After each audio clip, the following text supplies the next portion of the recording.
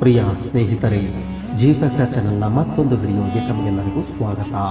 ಸ್ನೇಹಿತರೆ, ಲೈಂಗಿಕ ಪ್ರಚೋದನೆಯ ಕೆಲಸ ಪುರುಷನು ತನ್ನ ಜನನಾಂಗ ಅಥವಾ ವಂಶವನ್ನ ಕಾಪಾಡಿಕೊಳ್ಳಲು ಮಕ್ಕಳನ್ನು ಹೊಂದಲು ಬಯಸುತ್ತಾನೆ. ಇದು ಸಂತಾನೋತ್ಪತ್ತಿ ಪ್ರವೃತ್ತಿ. ಸಂಭೋಗದ ಬಯಕೆಯು ಈ ಲೈಂಗಿಕ ಪ್ರವೃತ್ತಿಯಿಂದ ಬರುತ್ತದೆ. ಲೈಂಗಿಕ ಬಯಕೆಯ ಬಲವು ಲೈಂಗಿಕ ಪ್ರಚೋದನೆಯನ್ನ ಅವಲಂಬಿಸಿರುತ್ತದೆ. ಗೀತೆಯ ಪ್ರಕಾರ ಪ್ರಚೋದನೆಯು ವೇಗ ಅಥವಾ ಶಕ್ತಿಯಾಗಿದೆ.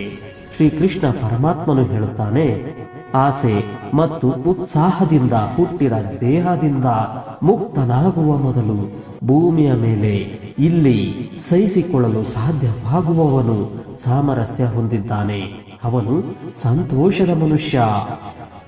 ಪ್ರಚೋದನೆಯು ಒಂದು ಪ್ರಬಲ ಶಕ್ತಿ. ಅದು ಮನಸ್ಸಿನ ಮೇಲೆ ಪ್ರಭಾವ ಬೀರುತ್ತದೆ. ಅದು ಮನಸ್ಸಿಗೆ ಇದ್ದಕ್ಕಿದ್ದಂತೆ ಸಂವಹನಗೊಳ್ಳಲು ಶಕ್ತಿ. ಪೆಟ್ರೋಲ್ ಅಥವಾ ಹುಗಿ ಎಂಜನನ್ನು ಚಲಿಸುವಂತೆಯೇ ಪ್ರವೃತ್ತಿಗಳು ಮತ್ತು ಪ್ರಚೋದನೆಗಳು ಈ ದೇಹವನ್ನು ಚಲಿಸುತ್ತವೆ. ಪ್ರವೃತ್ತಿಗಳು ಎಲ್ಲ ಮಾನವ ಚಟುವಟಿಕೆಗಳ ಪ್ರಮುಖ ಚಲನೆಗಳಾಗಿವೆ. ಅವು ದೇಹಕ್ಕೆ ಒಂದು ತಳ್ಳುವಿಕೆಯನ್ನು ನೀಡುತ್ತದೆ ಮತ್ತು ಇಂದ್ರಿಯಗಳನ್ನು ಕ್ರಿಯೆಗೆ ಚಲಿಸುತ್ತವೆ. ಪ್ರವೃತ್ತಿಗಳು ಅಭ್ಯಾಸಗಳನ್ನು ಸೃಷ್ಟಿಸುತ್ತವೆ.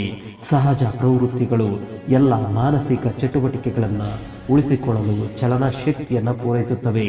ಈ ಪ್ರಚೋದನೆಗಳು ಮಾನಸಿಕ ಶಕ್ತಿಗಳಾಗಿವೆ. ಅವು ಮನಸ್ಸು ಮತ್ತು ಬುದ್ಧಿಶಕ್ತಿಯ ಮೂಲಕ ಕಾರ್ಯನಿರ್ವಹಿಸುತ್ತವೆ. ಅವು ಮನುಷ್ಯನ ಜೀವನವನ್ನು ರೂಪಿಸುತ್ತವೆ. ಜೀವನದ ರಹಸ್ಯವು ಅವುಗಳಲ್ಲಿದೆ. ಪುರುಷರಲ್ಲಿ ಮಹಿಳೆಯರ ಮೇಲಿನ ಆಕರ್ಷಣೆಯು ರಜಸ್ಸಿನಿಂದ ಹುಟ್ಟುತ್ತದೆ. ಅವರ ಸಹವಾಸದಲ್ಲಿ ಆ ಅಪರಿಚಿತ ಆಕರ್ಷಣೆ ಮತ್ತು ಸಂತೋಷವು ಲೈಂಗಿಕ ಪ್ರಚೋದನೆಯು ಬೀಜವಾಗಿದೆ. ಆರಂಭದಲ್ಲಿ ಗುಳ್ಳೆಯಂತಿರುವ ಈ ಆಕರ್ಷಣೆಯು ನಂತರ ಬಲವಾದ ಉತ್ಸಾಹ ಅಥವಾ ಲೈಂಗಿಕ ಹಸಿವಿನ ಅಸಾಧಾರಣ ಅನಿಯಂತ್ರಿತ ಅಲೆಯ ರೂಪವನ್ನು ಪಡೆಯುತ್ತದೆ. ಎಚ್ಚರದಿಂದಿರಿ. ಜಪ, ಸತ್ಸಂಗ, ಧ್ಯಾನ ಮತ್ತು ವಿಚಾರಗಳ ಮೂಲಕ ಭಕ್ತಿಯ ಆಧ್ಯಾತ್ಮಿಕ ಅಲೆಯನ್ನು ಸೃಷ್ಟಿಸಿ ಮತ್ತು ಆಕರ್ಷಣೆಯನ್ನು ಮೊಳಕೆಯಲ್ಲೇ ಕೊಲ್ಲಿ. ಲೈಂಗಿಕ ಪ್ರಚೋದನೆಯ ಮಾನಸಿಕ ಕಾರ್ಯವನ್ನು ನೀವು ಅರ್ಥ ಮಾಡಿಕೊಳ್ಳಬೇಕು. ದೇಹದ ಮೇಲೆ ತುರಿಕೆ ಇದ್ದಾಗ ಅವುಗಳನ್ನು ಕೆರೆದುಕೊಳ್ಳುವುದು ಕೇವಲ ಆನಂದ.